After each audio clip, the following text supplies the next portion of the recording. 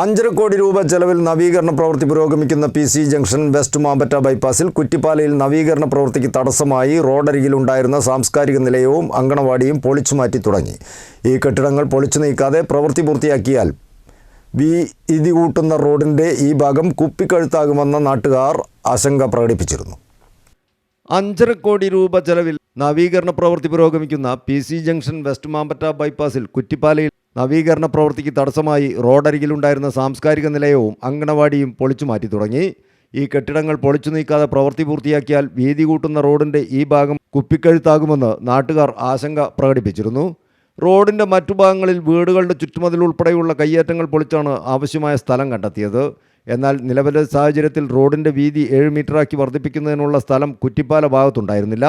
അങ്കണവാടിയുടെ ചുറ്റുമതിൽ മാത്രം പൊളിച്ച് റോഡിന്റെ വീതി കൂട്ടാനുള്ള ശ്രമത്തിലായിരുന്നു കരാറുകാരും PWDയും.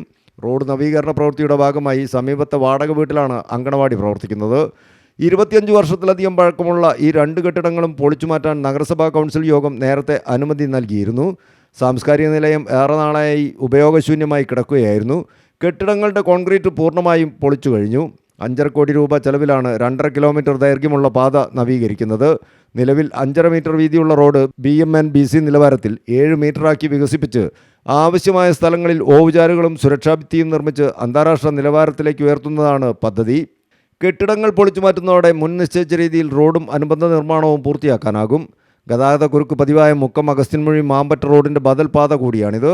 PC junction west Mampatta bypass പദ്ധതി പൂർത്തിയാകുന്നതോടെ അഗസ്ത്യൻമുഴിയിലെ ഗതാഗതക്കുരുക്കിന് നേരിയ പരിഹാരമാകും.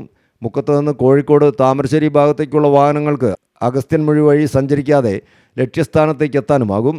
ബസ്സുകളും ടോറസ് ലോറികളും ഉൾപ്പെടെ 100 കണക്കിന് വാഹനങ്ങളാണ് ഓരോ ദിവസവും ഇതുവഴി കടന്നു പോകുന്നത്. News bureau, Mukkam.